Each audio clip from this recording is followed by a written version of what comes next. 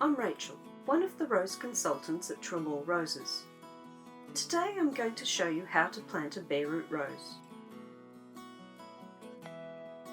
When you get your bare root roses home, please take off the medium around the roots and sit them in a bucket of plain water for at least 24 to 48 hours.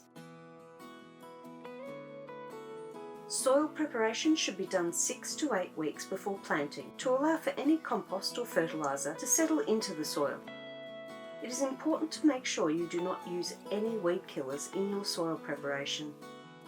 A pH test should be done to ensure the soil is very slightly acidic, at about 6.5 to 7. Before we get started, it is important to know that during the planting process, we do not use fertilisers, and that you must be careful not to let the roots dry out.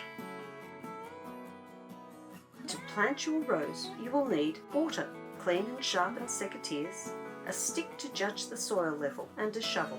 Optional extras are a bucket of sea mungus and some mycorrhizal fungi. Gloves are a good idea as well. Firstly, dig your hole. Make it at least 30 centimetres wide and deep, but bigger is always better. Loosen the soil at the bottom of the hole so your rose does not have to struggle to grow roots down deep. If using a soil conditioner like sea mungus, then it is time to put some in the bottom of the hole, about 100 grams or a level measure of the cup that comes with the pack.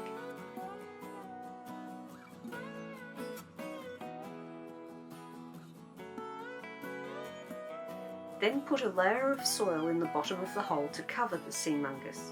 You do not want the rose roots to come into direct contact. You will notice on the roots that there are two types of roots. Strong stabilising roots that help hold your rose upright in the ground, and fine hair roots that your roses use to take up nutrients in the soil.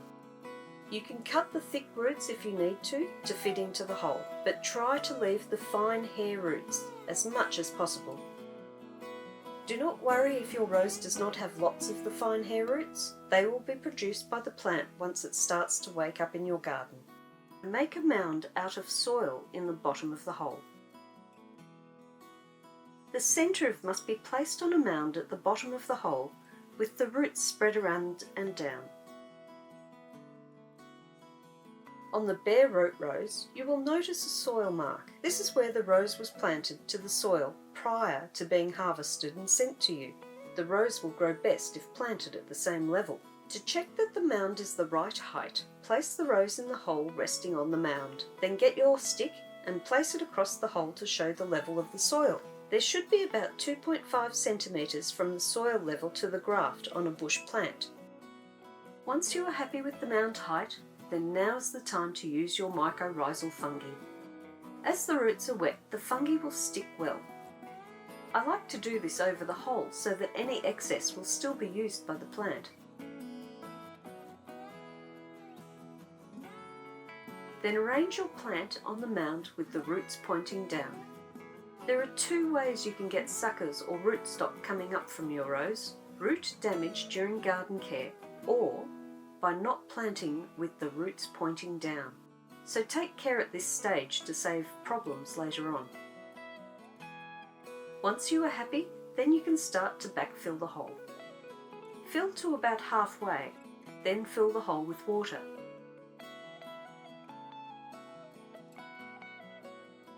You can see bubbles coming up. Once they have gone, then finish filling the hole.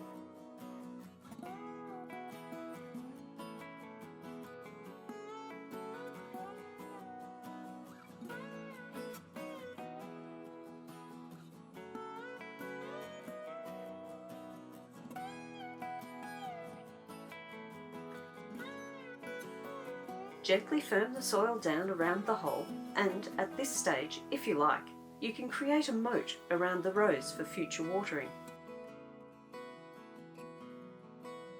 Then water in again. Water is the key in the first season of a bare root rose's success. One last job to do is to encourage more water shoots or canes to develop on the rose once it starts to grow. This is a growth eye or node. It's where the secondary branches are produced.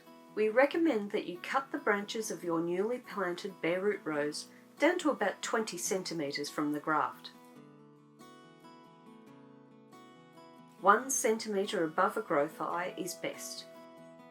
This will encourage stronger growth and new basal shoots to come from the graft.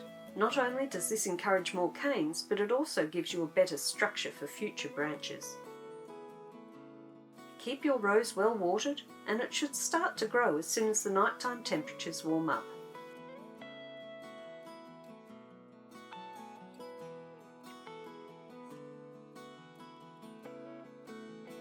Do not fertilise the rose until it puts on good amount of growth.